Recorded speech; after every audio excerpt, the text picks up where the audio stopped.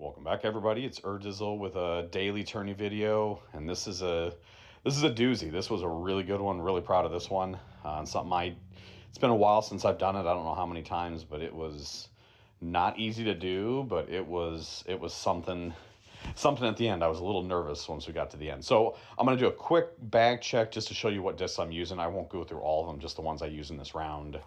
So first one, Accurate Wind Sapphire. I switched this one in the bag for one hole just because there's a slight, I shouldn't say slight, a wind of three. The Glide Sticky Rive, the Glide Light Rive, and the Glide Skip Rive. I use each of those, I believe. Well, the sticky one I use multiple times. The Light Glide and the Glide Skip I only use once a piece. And then the Accurate Sticky Explorer, which is going to be a money disc in this. The Accurate Glide Trust, which I believe I use on one hole. And then my putters, I forget which ones I use, so I just put all of them here. So the Accurate Sticky Keystone, the Accurate Wind Fuse, and I don't believe I used the Hope. So I'm going to show you guys the first. I threw a minus 16, which is an 18, so 16 under. I threw it multiple times. So this was the latest, or the one closest to the end. So I think I threw at least 4 or 5 times. I played this one quite a bit. And I spent probably a good 45 minutes on this one. I had a little bit of free time. So you'll get to see walkthrough. I won't give a lot of detail on the throws here. You'll see some similar ones on the second round. So this first round is a 16 under, and then second round is where the magic happens. So I'll just kind of let you guys listen and watch. Overall, I think this was a pretty fun layout. It was slightly challenging because you had that par 4 to start with. So you really, on that short of par 4, you really have to start with an ace.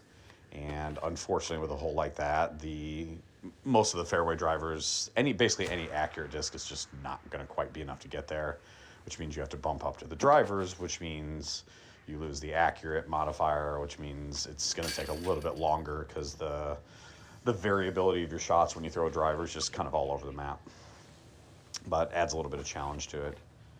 And I debated on this one, so this hole 9 on Lakeside, I debated practicing aiming for, because basically if you lay up here, there's nothing bad about this, and then I'm going to throw the Glide Sticky Rive in here, but you're not running that for Albatross. If I really had some extra time and I really wanted to, I may try to find that middle island, but it just really wasn't worth the time. Because if you find that middle island with a sticky disc, like maybe, I don't know, like an Accurate Sticky Sapphire, you may have a shot for Albatross. So you can run it from there, because it's usually around, God, I forget the distance if you're middle there. Maybe 300, 280, 290, 300.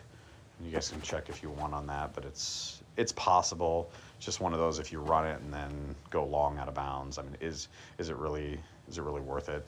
And that's kind of one of the things when you're going through and playing these daily challenge rounds, is you have to weigh the possibility versus the time versus is there another hole you can spend your time on. For example, hole 1, that's definitely one that's worth the grind because you can get that and it's hole 1. But like, honestly, is it really worth trying to get in Albatross on Lakeside hole 9? I mean, yeah, you can do it, but it's the 4th hole, and it's just the grind that you'd have to go through to get that. It's just, in my opinion, is not really worth it.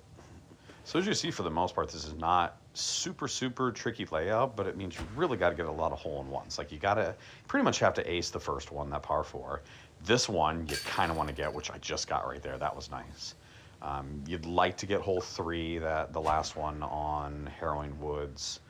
You really got to get, the Albatross and Eagle on Lakeside. You kind of want to get the hole-in-one on that last Lakeside hole, the little hyzer around the Mando. And then, okay, this hole right here, and you'll see that was an awful shot.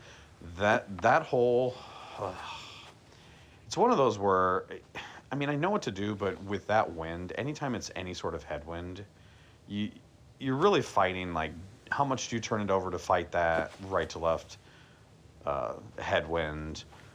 If you don't, you leave it on the hillside, and then you have that same shot. So it's a tricky shot. It's doable. It's just not a gimme. You're not going to get that up within like 40 feet, so you're probably going to have an 80, 90, 100-foot shot. It's just you have to figure out how can you get it up there and not screw up the throw-in. So that one I kind of butchered a little bit.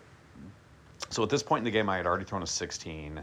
The hot round was a 17 under, which I believe was shot by 2 people. And I'm pretty sure I checked it at the end. Only 2 people shot a 17 under, maybe a third, but I'm almost positive it was just 2. And then that hole right there, I like the wide right route just to kind of go up over the trees. So it was a really, really good round. It was another 16 under. I think by this point in time, that was like my 5th one. And I said to myself after this, I'm going to run it one more time, get a hole in one on the first hole, and then just run it and see what happens. And so it'll cut ahead. So you see the ending of the round, it cuts ahead. I probably spent about 5 to 7 minutes just trying to ace hole 1 because I really, really wanted to give just one more run. And so I did that. And the round you're going to see is fast forwarded, maybe it's inside 10 minutes. It's not really that much longer. And you get to see just probably one of my best daily challenge rounds. All right, so hole 1, I'm throwing my glide sticky Rive. I was going to throw in, I had a video where I was throwing my DD1 on like a really crazy line, and I was like, it was not consistent, so I didn't bother trying that. All right, hole 2. So I'm actually trying to run this. It's not a high percentage shot, but I kind of found one that gives me a decent run. So that's my light glide Rive, where I could get it up there. I never did ace it on the first shot on any of my runs. I hit basket several times. I did get a hole, I'll call it a hole in one. It was like my 6th shot. 6th or 7th shot. So I tried practicing it, and I did make it from the tee into the basket, so I know it's possible. And I think with that disc, I could throw it high enough to give it a run and not really leave myself anything crazy. All right, this is the hole that so that left to right wind of 3, this is where I put the disc in the bag, the accurate wind Sapphire, and right there's the reason. So I had been throwing the accurate sticky, but the accurate sticky Sapphire was just not quite getting there, so I switched to the wind, and it was just right. I was really happy to get that one. So right now, if I can finish out, so I need to eagle this one and not even do anything crazy, I'll have a 17 under. But again, hole 8, that uphill par 4 on Grizzly Gulch, that's the one I'm concerned about. Like that was the one that ruined a lot of 17 under rounds. All right, that one's a really, really good shot. I've got that one dialed in. So I forgot to talk about the tee shot. So I've been throwing the accurate glide trust right into that log. And the reason I like hitting the log is because then I know exactly how long it is. It's always right around that 480. It's a very predictable distance. So my goal is just to jam it in under that log and get a consistent upshot. And we got this albatross hole. This is actually a fun one. I landed in the boat to the right there on one of my shots. So earlier, I think it was one of either the second or the third 16 under I threw. I landed in the boat and it gave me like a 70-foot shot. I've only a couple times hit something there and bounced back in the water. It's kind of annoying. All right, this is the other one I really wanted to get. This and then the next one. And right here, loved it. Okay, so right now, if I can finish out, I will have an 18 under, but so I was kind of getting greedy. I really, really, really was hoping to get this one, and then I could have been looking at maybe a 19 under. I mean, that's right about there. I thought I had a shot, but it just missed a little to the left. That would have been crazy, because that would have been 4 aces in the same round, because I got hole 1 and then the 2 par 3s.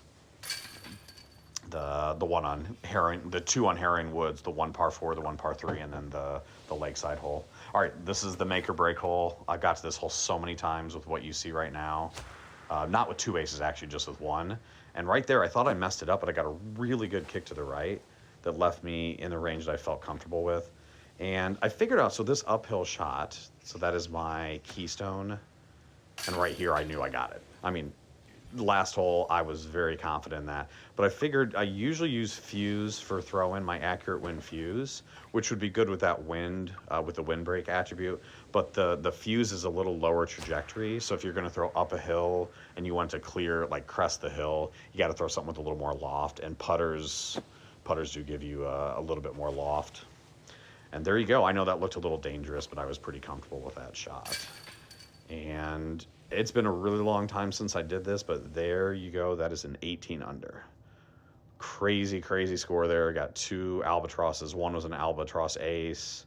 2 more aces on the par 3s. Like, that's a phenomenal round. So that, and I checked at the end, that was the solo. No one else got an 18 under.